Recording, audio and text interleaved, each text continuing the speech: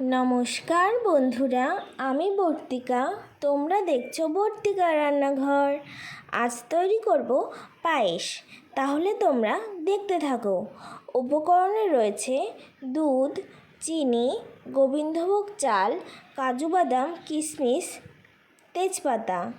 গোবিন্দভোগ চাল 1 থেকে 2 বার ধুয়ে নিলেই হবে, আর কাজু বাদাম কিশমিশটা একটু জলে ভিজিয়ে রাখবো।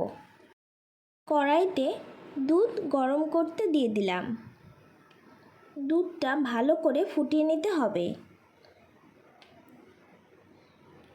মাঝে মধ্যে একটু নাড়িয়ে দেবে যাতে নিচে লেগে না যায়।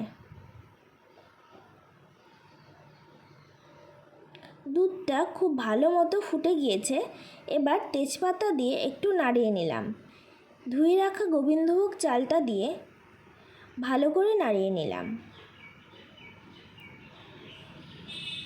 এবার 10-15 মিনিট ধরে ভালো করে নাড়িয়ে চাড়িয়ে চালটা খুব ভালো মতো সেদ্ধ হয়ে গিয়েছে। ঠিক এই সময় চিনিটা দিয়ে দিলাম পরিমাণ মতো।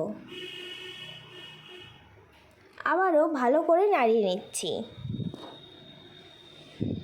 দেখো বন্ধুরা, পায়েসের চালটা খুব ভালো মতো সেদ্ধ হয়ে গিয়েছে।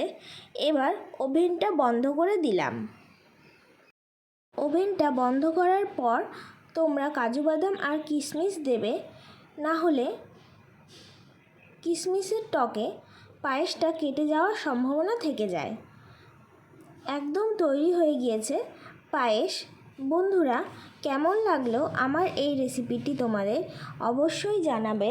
আর ভালো লাগলে লাইক, কমেন্ট, শেয়ার এবং আমার চ্যানেলটিকে সাবস্ক্রাইব করে দিতে ভুলো না। আজকের মতো টাটা।